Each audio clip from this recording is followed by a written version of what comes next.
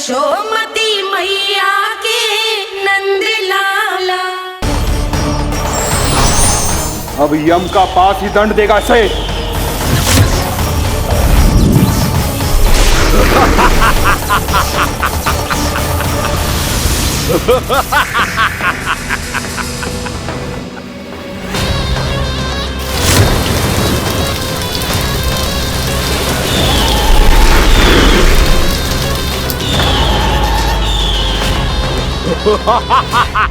तूने जल की धार को भले ही काट दिया हो दुष्ट, पर हिम में धार नहीं होती।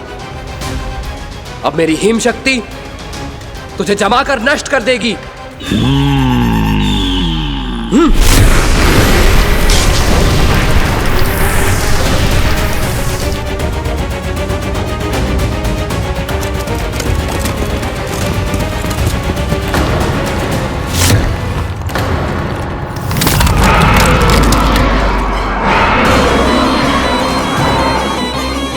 चंद्र, वरुण, यम, अग्नि, इंद्र, तुम में से कोई भी इस योग्य नहीं है कि मुझे पराजित कर पाए और इस विष्णु अवतार की रक्षा कर पाए।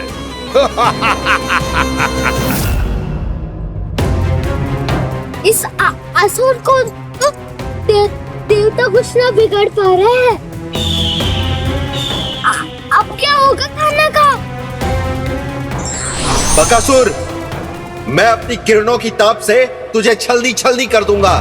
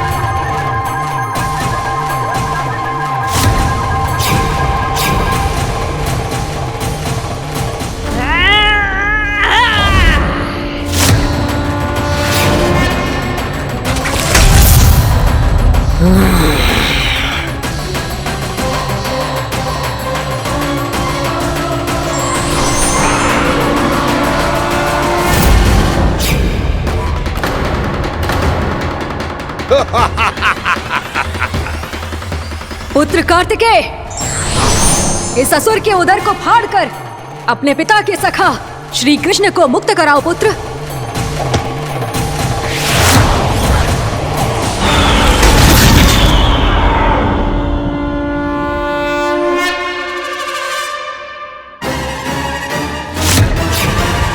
मैंने कहा था, तुम में से कोई भी मेरा बाल भी बांका नहीं कर पाएगा।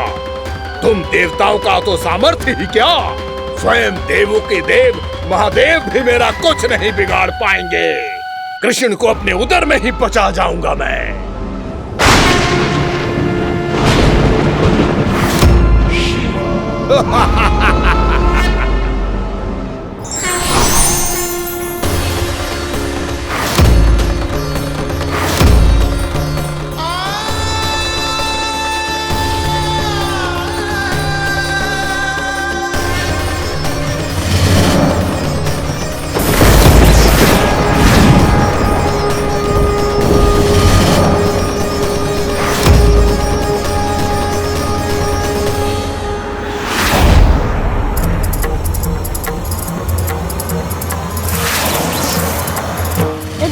शिव शंकर का त्रिशूल है। एक ही बार में इस असुर का प्राण ले लेगा ये।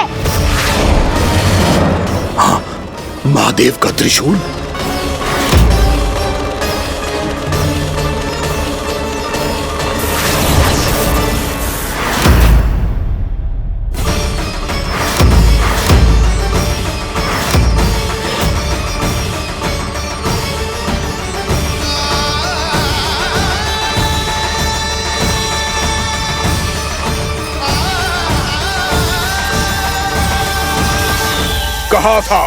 कहा था मैंने, स्वयं महादेव भी मेरा कुछ नहीं बिगाड़ सकते। अजय हूं मैं, अजय।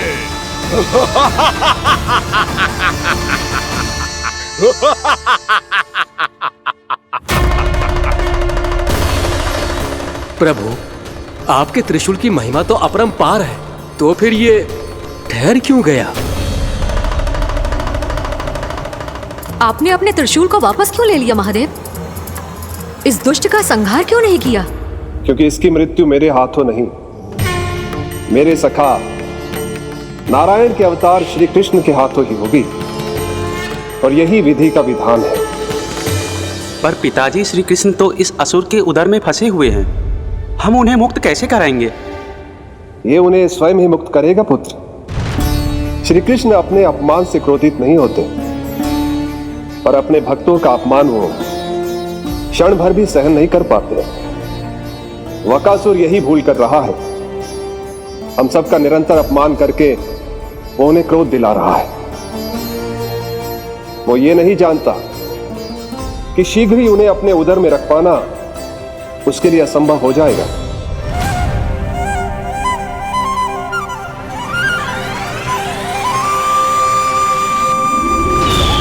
क्या हुआ महादेव, पराजित होकर भी मुस्कुरा रहे हैं?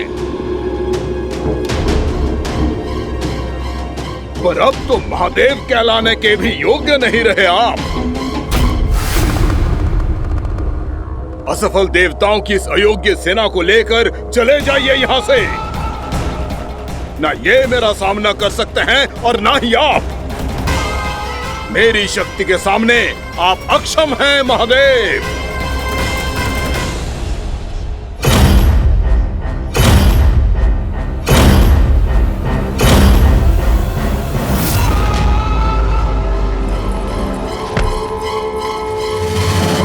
सुधा, जिस दुष्ट ने मेरे लल्ला को निगलो है ना, भीतर से जलेगो, छटपटाएगो, पीड़ा से कराएगो।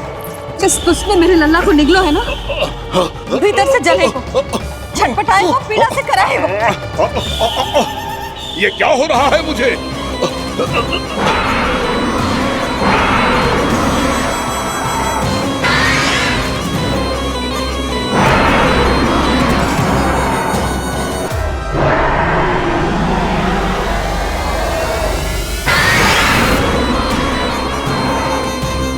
मुझे ऐसा क्यों लग रहा है जैसे भीतर से जल रहा हूं मैं? ये क्या हो रहा है मुझे?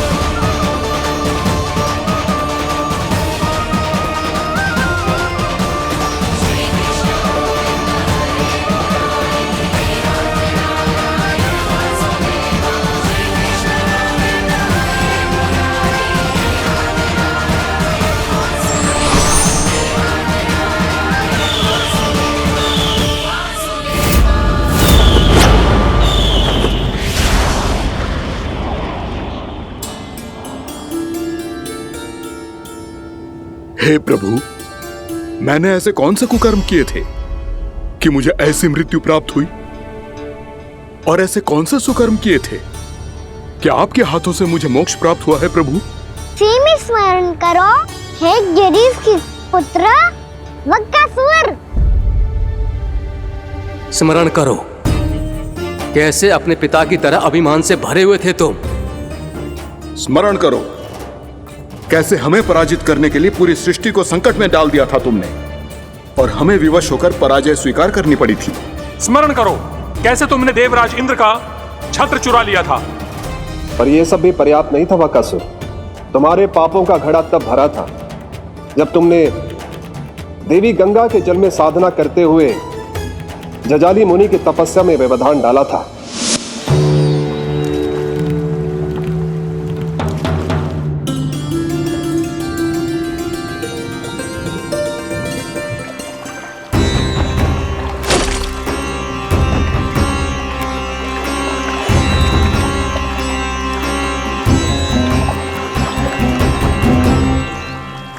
रुक क्यों गए चालक? नौका को आगे की ओर ले चलो। आगे बढ़ना उचित नहीं होगा महाराज। यहाँ से कुछ ही दूरी पर जालजली मुनि तपस्या कर रहे हैं। तो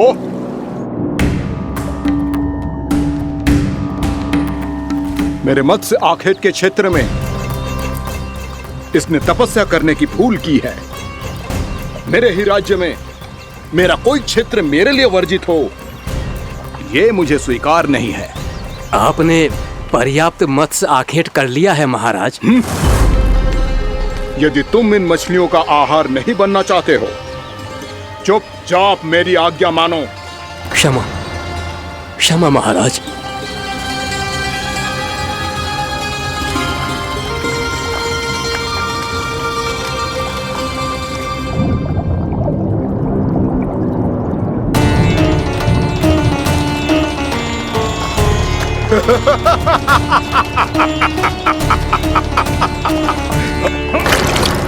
मुनिवर रक्षा कीजिए, रक्षा कीजिए मुनिवर, हमारे प्राण बचाइए मुनिवर, मुनिवर हमारे प्राण बचाइए।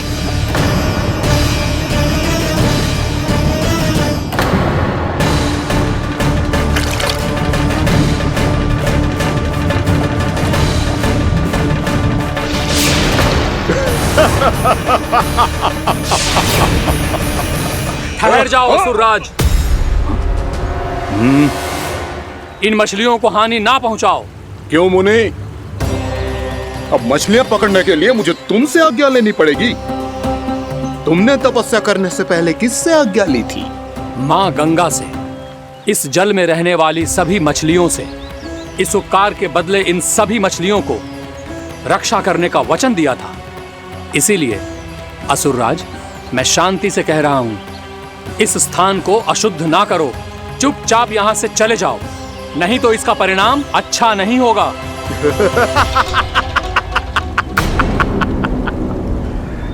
तुम जिन देवताओं की तपस्या कर रहे हो ना मुनि, उन्होंने भी मेरा कुछ नहीं बिगाड़ पाया था, और तुम मुझे धमकी देने का दुस्साहस कर रहे हो।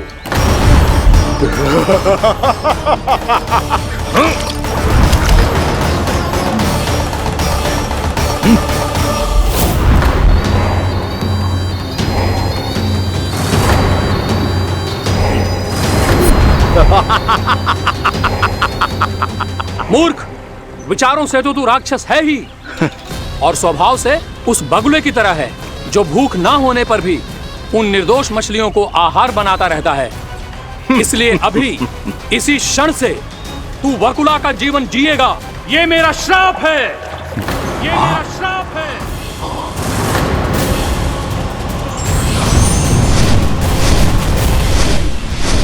श्राप पाने के बाद तुम्हें आभास हुआ कि तुमने कितना बड़ा अपराध किया था, और तब तुम जजाली मुनि से क्षमा याचना करने लगे। तुम्हारे अपराध बोध को जानकर मुनि श्रेष्ठ शांत हुए और उन्होंने तुम्हें वरदान दिया। श्राप से मुक्ति का एक ही मार्ग होता है असुर, पश्चाताप। तुम्हें अपने भूल का पश्चाताप है, इसीलिए मैं तुम्हें वरदान देता हूं। तुम्हें मेरे श्राप से मुक्ति अवश्य मिलेगी। स्वयं प्रभु श्री नारायण के अवतार इस बगुले के देह के बंधन से तुम्हें मुक्त करेंगे।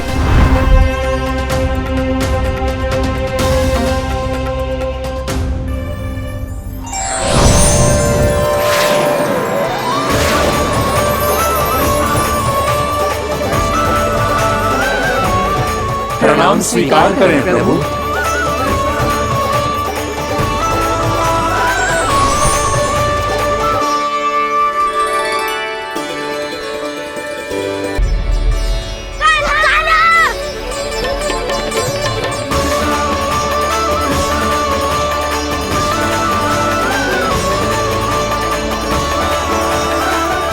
मुझे ना बताओ कि तुम सबने क्या देखा है, चाहे जो देखो है, बस मैया से कछु मत ही बताना। कान्हा!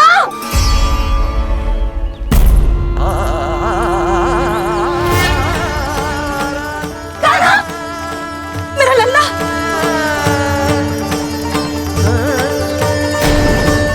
भानु बता रहा था तुझे कोई असुर पंछी निकल गया था।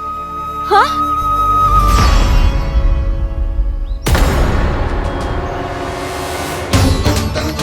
हे नारायण, ये क्या है?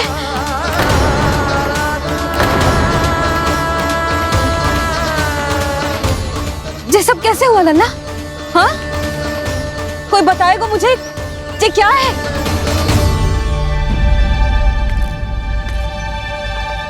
श्रीधामा, मधुमंगल, चिची को सब कुछ बता दो। ये असुर पक्षी मुझे निगलने वाला था रानी भाभी, तभी अंतिम क्षण में कान्हा ने आके मुझे बचा लियो। और ये असुर पक्षी ने कही कि यह है वृंदावन का राजकुमार, नंदराज का लल्ला। इसके होते कोई भी वृंदावन वासियों को हानि ना पहुंचा सकते। रानी भाभी, कान्हा ने अपने प्राणों की चिंता ना करी और इस क्रूर राक्षस से भिड़ गयो और इस राक्षस पक्षी ने इसे निगल लियो। इतना पर्याप्त है भोला काका, सब कुछ बताने की आवश्यकता नहीं है। ये सब देख के सारी बालक मंडली इतनी व्याकुल हो गई कि सबने अपने प्राण अर्पित कर दिए और इस असुर पक्षी से कहे कि हमें खा लो और हमारे सखा को छोड़ दो। इन बालकों का पराक्रम देख के सभी देवतागण यहाँ आ गए और उनके हृदय भी पिघल गए और उन्होंने इस राक्षस पक्षी से युद्ध करके इसे मार गिराया। देवताओं के राजा इंद्र के वज्र का प्रहार तो मैंने अपनी आंखों से देखा है ताई जी। और फिर उसके बाद अग्निदेव ने अग्निवस्त्र का प्रहार किया। जय ना काकी, वरुण देव, कार्तिकेय, यमदेव सबने मिलके युद्ध किया इस राक्षस से। कहा था अभी मत बोलना। अरे सब मिलके फंसा दोगे मुझे। माँ भद्रकाली, हमारे शिव शंकर भी आए थे छोटी माँ। जाओ आप भी। बाबा साईता, मुझे लगता है कि ये कान्हा भी इन्हीं देवताओं में से एक है। संभव तो है चीची, स्मरण है पूतना और तृणावर्त के आक्रमण के समय भी ऐसा ही हुआ था। सभी राक्षस मारे गए थे पर अपने कान्हा को एक खरोच तक न आई थी। हाँ जीजी, मुझे लगता था कि श्री नारायण की विशेष कृपा है हमारे कान्हा पे, पर अब तो देख के लग रहा है कि हमारा कान्हा ही स्वयं श्री नारायण है। या फिर उनका अवतार है ये। अरे बस करो तुम सब, ऐसा कछु ना है। अरे जितनी बात सुनी है उससे तो यही लग रहा है कि कान्हा देवताओं और असुरों की युद्ध के बीच में फंस गया था। उसका इस सब से कोई लेना देना ना है। तो फिर इसके तन पे एक भी खरोच क्यों ना आया नंदराज? हाँ,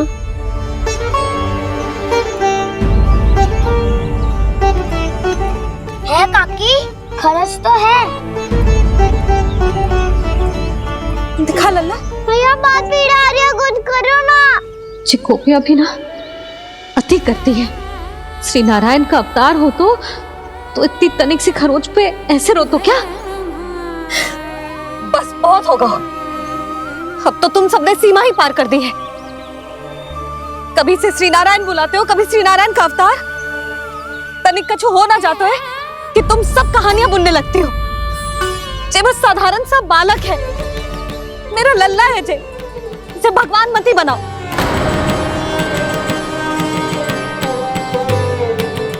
और तू, क्या आवश्यकता थी तुझे यहाँ आने की?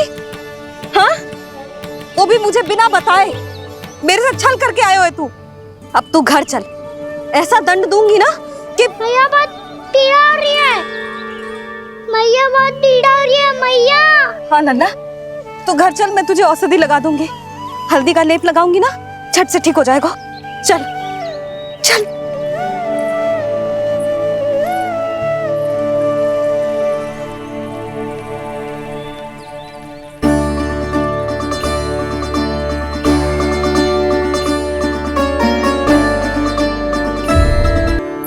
बस लल्ला बस, रो मत। चल चल चल, आजा। अभी औषधि लगाऊंगी ना, तेरी सारी पीड़ा लुप्त हो जाएगी। आजा आजा, बैठ जा लल्ला। अभी आई मैं। हाँ,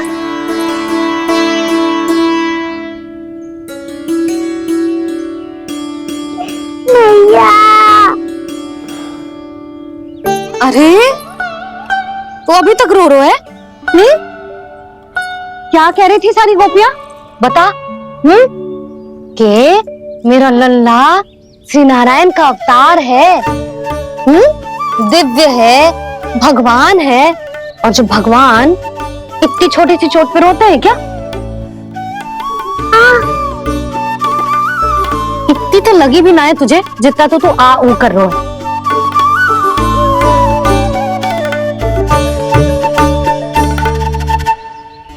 आओ ना, करूंगो।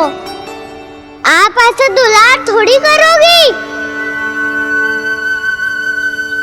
ओहो, वृंदावन का गौ पालक जो इतनी छोटी सी चोट पे रोता है ना? गोप बालकों का मुखिया इतनी छोटी सी चोट पे रोता है? मेरा लल्ला तो सबसे शक्तिशाली है।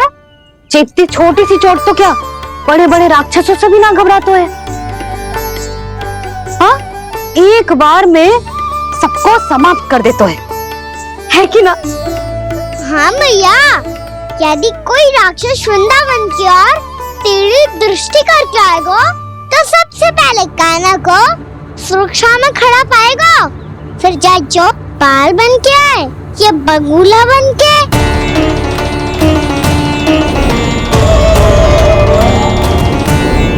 ना लल्ला, सोचो भी मती। वृंदावन की सुरक्षा करना तेरा दायित्व ना है। तुझे और कोई संकट का सामना करने की आवश्यकता ना है। अभी तो मेरी पीड़िता का हरण कर रही थी, अचानक से क्या हो गया मैया को? कोई आवश्यकता ना है तुझे ऐसे संकटों का सामना करने की। आने दे आज तेरे बाबा को, सीधा सीधा बोल दूंगी। बहुत हो गए उनके तर्क वितर्क। मेरा फूल सा लल्ला वन में अकेले गौचारण के लिए ना जाए को। आज बगुले ने निकल लियो, कल का छोर हो जाए तो? नारायण ना करे, कहीं कछु ऊंच नीच तुझे कछु हो जाए तो?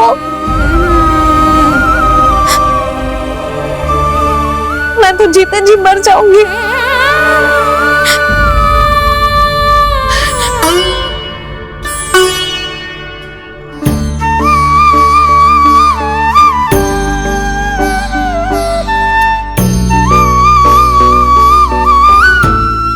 लल्ला की हुई मैया, इतनी से बात तो रोती है क्या करूं कान्हा, तुझे ऐसे बार बार संकट के मुंह में जाते हुए ना देख सकती मैं। तो फिर मैया मैं वचन देता हूँ, आज के बाद मैं गौचारण के लिए तभी जाऊंगा जब आप आज्ञा दोगी। पक्का? छल ना करेगा ना मेरे साथ? मैंने कब छल करो मैया? अच्छा ठीक है, ना करूँ छल। यदि आपसे पूछे बिना बाहर निकलो तो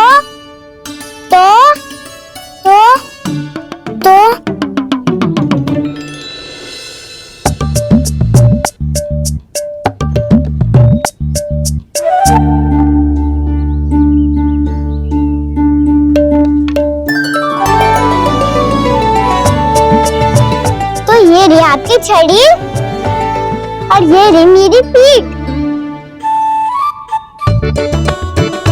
चेक बिना पापड़ तोड़। ठीक है, जब तूने अपना दंड निर्धारित कर ही लियो है तो सोच ले, अब अगर तूने मेरी बात ना मानी तो तोड़ तोड़ छड़ी पड़ेगी, समझ आई?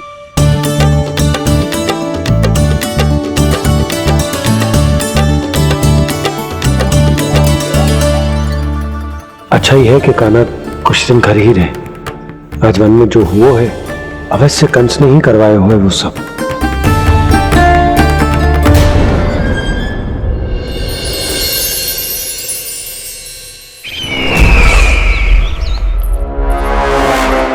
आपका ये धनुष तो सबसे अधिक शक्तिशाली था महाराज, ये कैसे टूट गया? कहीं ये बकासुर की पराजय का संकेत तो?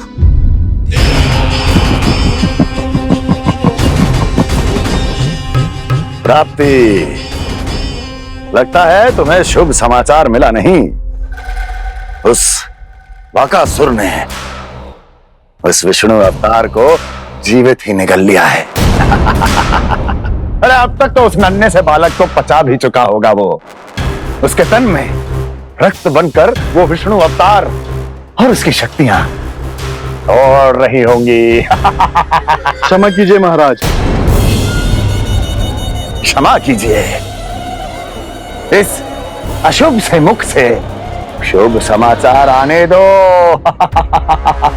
माथे के बल को ढीला करो, चेहरे पर मुस्कान लाओ और कहो, महाराज, वृंदावन में मातम फैल चुका है। मैं ऐसा ही करता महाराज, यदि सूचना सत्य होती तो।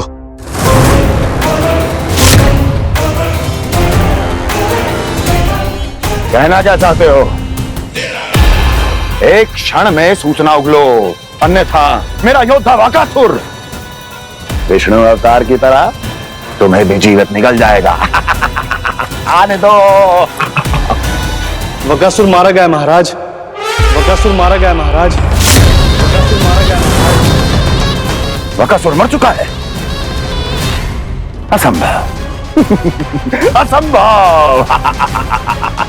बकासुर ने उस बालक को निगल तो लिया था, पर उसकी सुरक्षा करने के लिए सभी देवता वहां प्रकट हो गए, पर फिर भी कोई बकासुर का सामना नहीं कर पाया।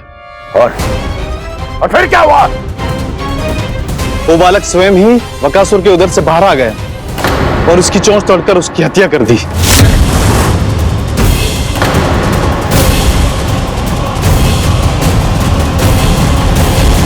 वन में बकासुर की चोंच टूट गई और यहाँ आपका ये धनुष।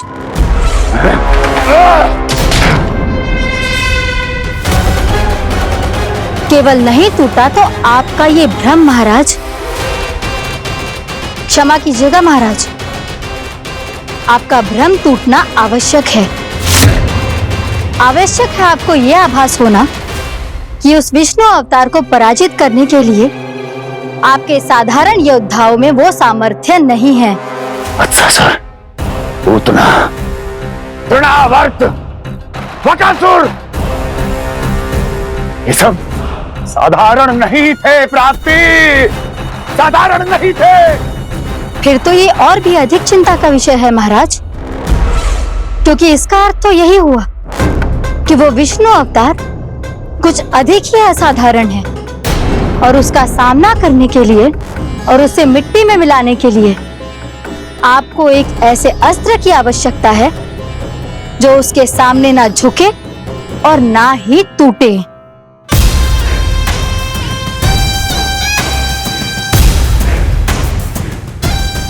तो फिर मैं ऐसा ही अस्त्र ढूंढूंगा, चाहे आकाश पाताल एक क्यों ना करना पड़े मुझे, 10 दिशाएं 14 भुवन क्यों ना नापने पड़े मुझे। मैं उस अस्त्र को अवश्य ढूंढ निकालूंगा जो उस विष्णु अवतार के प्राणों की डोरी इस धनुष की तरह तोड़ सके।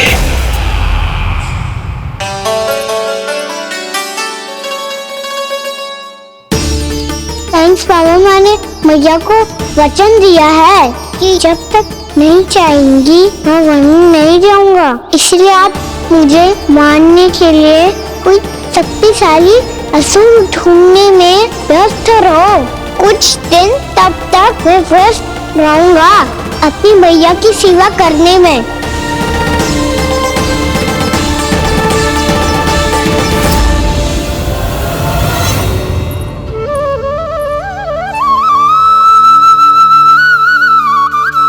लो मैया, तुलसी जी को चढ़ाने के लिए जल।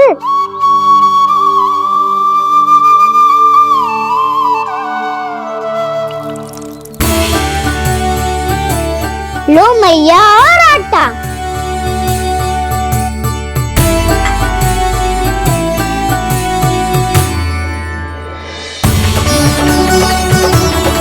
लो मैया, बेलन।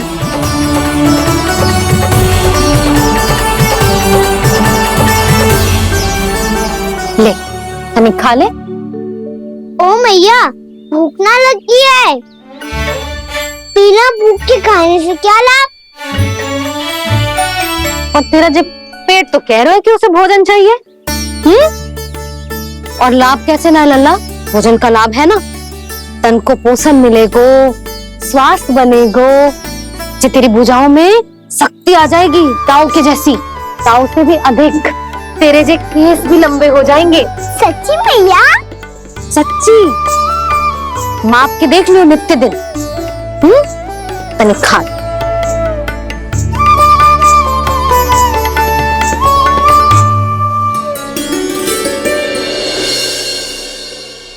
मान के मैया का कहना, छक के भोजन खाते हैं,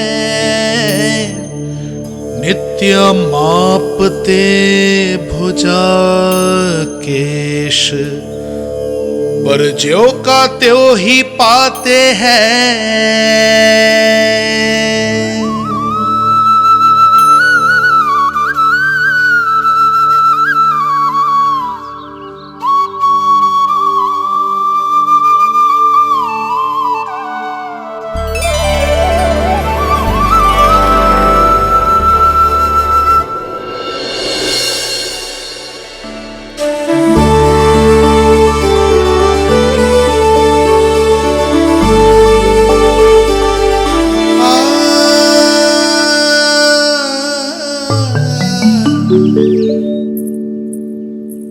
ले लल्ला, फल खा ले। ना, मुझे ना खाने फल वल। क्यों? लंबे केस और शक्तिशाली भुजाएं ना चाहिए? व्यर्थ है ये सब। पिछले 10 दिनों से देख रहा हूँ, ना केस लंबे हुए हैं, ना भुजाएं शक्तिशाली बनी है। 10 दिन में का चुनाव होने वाला। 10 सप्ताह ऐसे खाएगो ना, तब जाके कुछ बदलाव दिखेगो। समझ आई? चल अब खा ले। वैसे भी मुझे बहुत सारी तैयारियां करनी है आज। इसीलिए भैया एकादशी के व्रत के लिए लल्ला। सुनो जी, सारी सामग्री आ गई? हाँ, तुमने जो कही थी सब ले आए हूँ।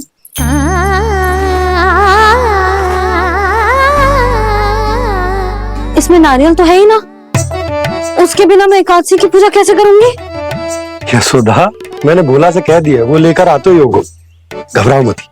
कैसे ना घबराओ जी, आपको पता है ना एकादशी का व्रत मेरे लिए कितना महत्वपूर्ण है।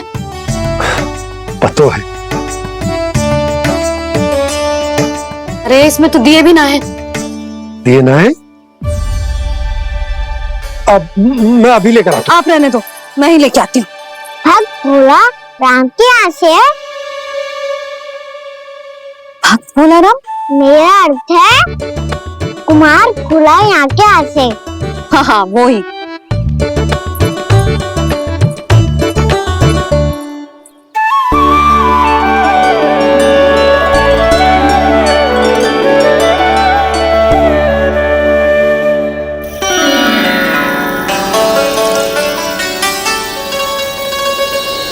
श्री हरि, श्री हरि, मेरे श्री हरि।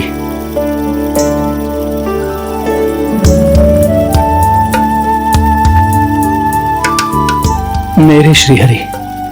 भोला राम, मेरी मटकी तैयार है? मेरे श्रीहरि। मेरे श्रीहरि।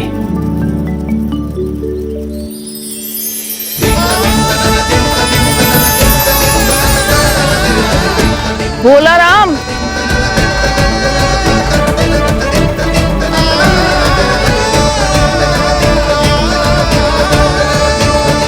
भोला काका, ओ भोला काका।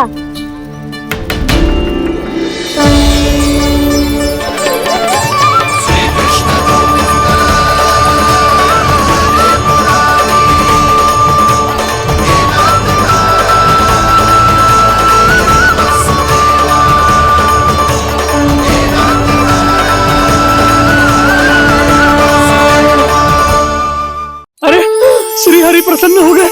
मेरे श्री हरि आ गए, मेरे भगवान आ गए। मेरे श्री हरि आ गए, मेरे भगवान आ गए। मेरे श्री हरि आ गए, मेरे भगवान आ गए। मेरे श्री हरि आ गए, मेरे भगवान आ गए। मेरे भगवान आ गए, मेरे घर मेरे भगवान आ गए।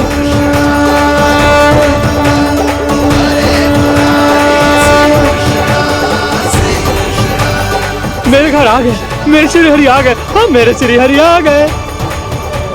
ये तो बावले थे ही, अब बालकन को भी साथ में मिला लिए। उज्जवल क्या कर रहा है? अरे ठहर जा भोला।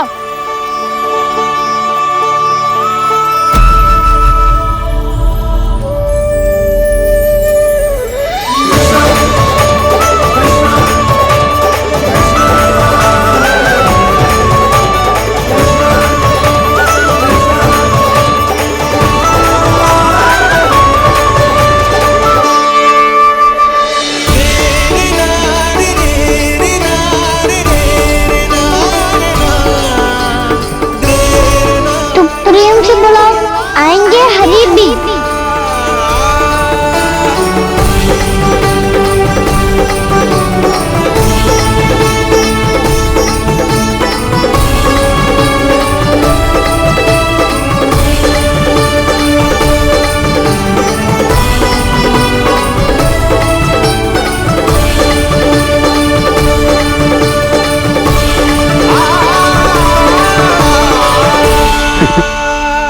क्या वो गाना? किसकी धुन में झूम रहा तू? निर्मल निशा भक्ति की धुन में।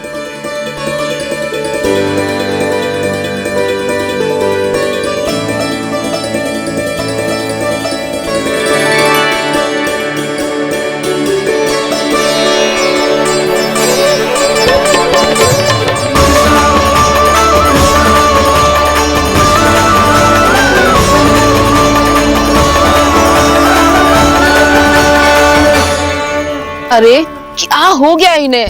पावले हो गए हैं क्या? ठहरो, कोई आवश्यकता ना है ऐसे बावलों की तरह नाचने की।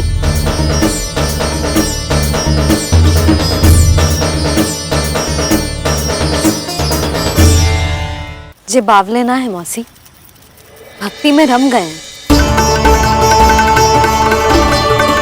बस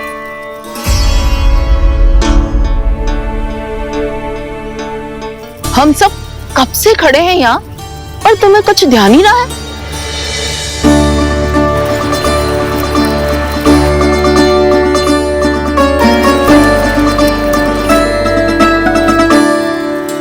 नाच गाने में ऐसे मगन हुए कि हमें देखा भी ना।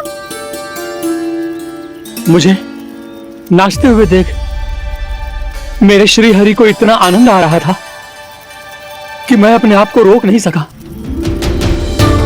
और वैसे भी मेरे जन्म का एकमात्र उद्देश्य है श्री हरि की सेवा करना, श्री हरि को प्रसन्न करना। तुम बावले हो भोला राम, या हमें बावला बना रहे हो? श्री हरि और तुम्हें देख रहे हैं? हाँ, अभी वो यहीं थे, देख रहे थे। भोला काका, आपने भी ना अति कर दी। अब हमें भी बताओ तनी, कहाँ थे श्री हरि?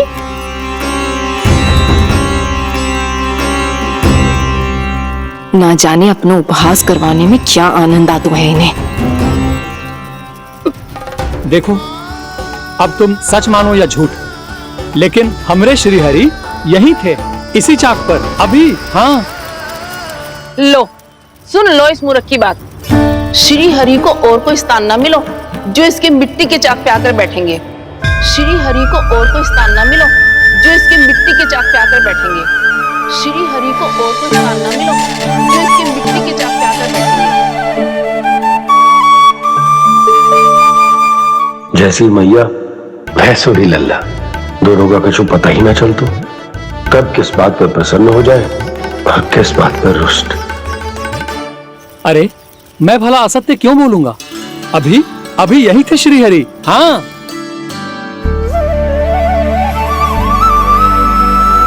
हाँ, जैसे श्री हरि को तो कोई कार्य है ही ना, वो तो आतुर होके बैठे रहते हैं कब तुम हरि हरि बुलाओ और वो दौड़े चले आए। भगवान तो भक्तों के पास आने के लिए सदैव आतुर रहते हैं, बल्कि सत्य तो यह है कि भक्तों के मन में ही निवास करते हैं भगवान।